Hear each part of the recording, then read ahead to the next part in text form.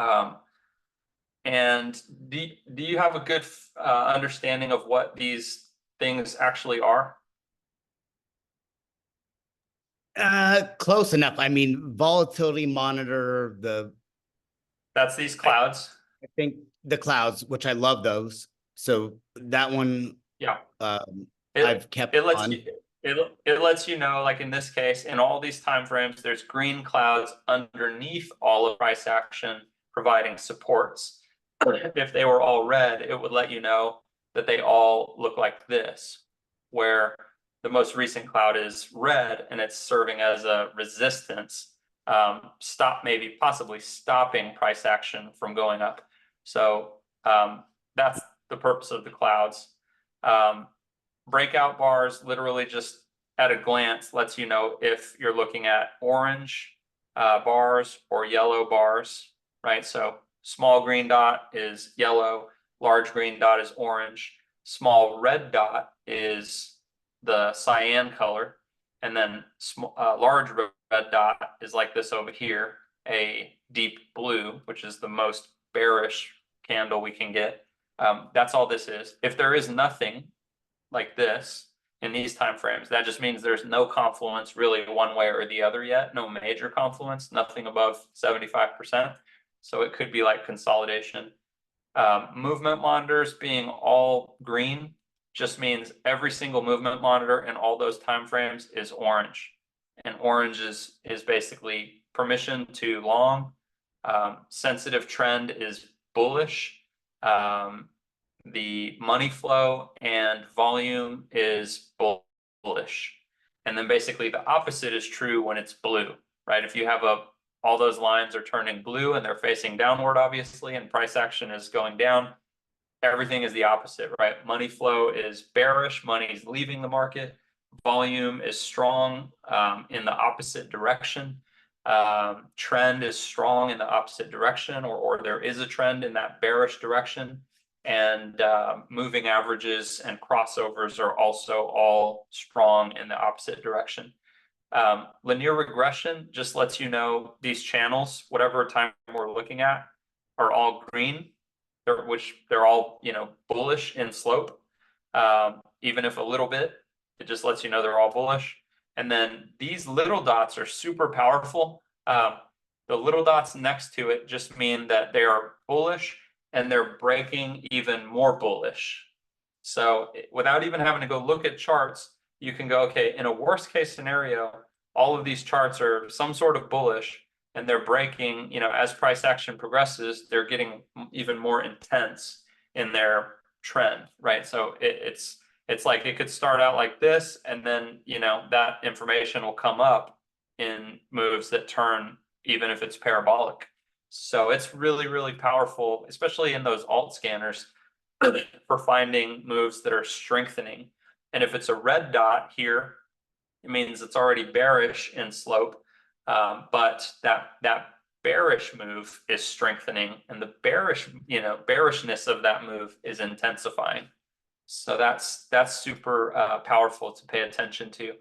This trend scanner shows up as these boxes. So if you have a relatively clean trend for bullish, then you'll see these green dots in full effect. And all that means is that the past 5 candles in that time frame had no blue and no cyan candles. And then, which happens to be what Bitcoin or what BNB appears to be doing as we speak. And then I'm so mad on that. I missed out. Yeah, well, the opposite is true. The opposite is true for the bearish, right? If it's all down pressure, you'll have blue bars, you'll have the cyan bars, kind of like you see over here. We haven't seen one in a while, not today, but this is a great example of what those cyan bars look like. Just in case we forget what they look like, they'll come back someday. I'm confident of that. But they look like this. That is where we start to see, even in the breakout bar section. I don't have 5-minute breakout bars here, but I do have them here.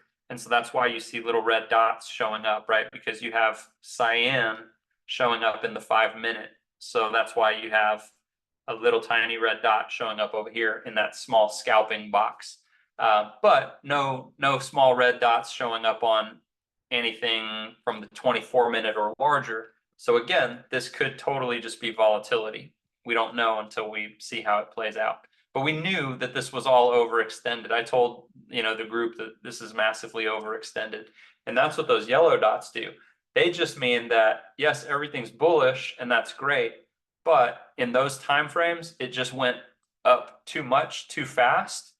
And so be very, very cautious longing in that type of situation, because as you can see here, price action is falling dramatically. We were at whatever this was a bit earlier, and now we're at 698. So it's falling, not dramatically, but significantly.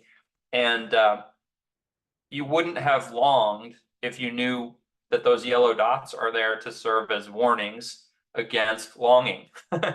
So it's literally there to like keep us from FOMOing in. So if you look at the overextension caution, the yellow, just kind of look at that as this is to protect me from FOMOing into whatever. They show up on shorts and they will show up on longs just the same. So when price action is overextended to the downside, you'll see these show up still. So you have to pull up the Bollinger Bands to see, which direction are they probably overextended in. And so a good way to kind of like show you that is like I'll pull up the 2-day just for instance. Let me get rid of these. So I'll pull up 2-day right here just for instance, and then I'll pull up Bollinger Bands where we know that it's overextended. And so this kind of gives you an idea of why, right? Like the Bollinger Bands that we're using say that this is literally like the tippy top of the Bollinger Band. This is kind of like the very bottom of standard deviation. This is kind of like, I think it's right here, is like the statistical median. And so we're this far overextended from like the median, and we're still like right at the top of the 2-day, Bollinger Bands. So if it falls down to like here, probably, then this will probably go away on the 2-day. And so it's not to say that this can't end up at 850 by July something. It's just to say that like in the moment, we could see a nice retrace, on its way up. So that's kind of a useful tool to just avoid, especially with leverage trading, to avoid longing, because they were showing up here too.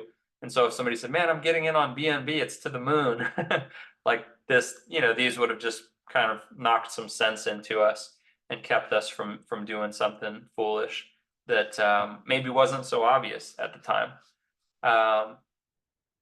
So that's that.